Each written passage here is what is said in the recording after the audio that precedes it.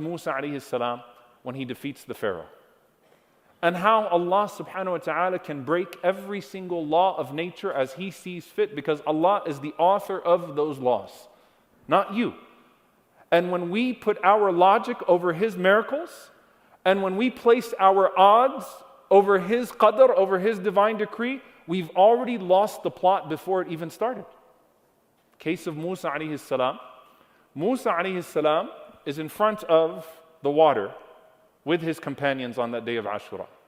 Allah Azza wa Jal tells Moosa alayhi salam to strike the sea. And Allah subhanahu wa ta'ala parts the sea. But pay attention to the details, because Allah subhanahu wa ta'ala does not give you details unless they are relevant. There's a visual here. Imagine the sea parting, and then Allah subhanahu wa ta'ala turning each side of the sea into a mountain. Moosa alayhi salam standing with his people, and his people saying to him, "We've been caught, we're done, give it up, the odds are against us." Kalla inna ma'iya rabbi sayahdeen. No, Allah is with me, He's going to guide me. And Moosa alayhi salam strikes the sea, and Allah Azza wa Jal turns the seas into two mountains, frozen, and they just walk through. Suddenly, it's a completely dry earth in front of them, and you have two mountains of water. Here's the thing. Allah Azza wa Jal controls the laws of nature. Moosa alayhi salam is not surprised by this. This is how his relationship with Allah Azza wa Jal is. Notice that Moosa alayhi salam has gone through many trials and tribulations in the past, and he doesn't turn back to Allah and say, "Oh Allah, if you could have done this the whole time, then why couldn't this have happened just back then and it'd be over with?" Moosa alayhi salam proceeds. Fir'aun is a materialist.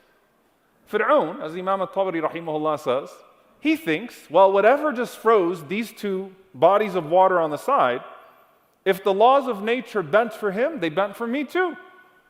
So Fir'aun willingly enters into that path, like the fool that he is.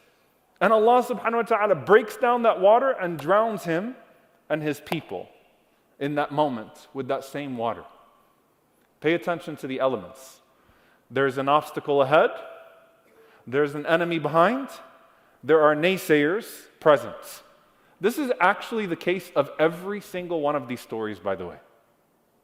And by the way, if your political commentary on Gaza sounds like "Inna lamudrakun," we're done, then how are you fasting in solidarity or in gratitude with Moosa alayhi salam, who's saying, "Kalla inna ma'i rabbi sayahdeen"? If your heart is actually there, then you need to be reprogrammed.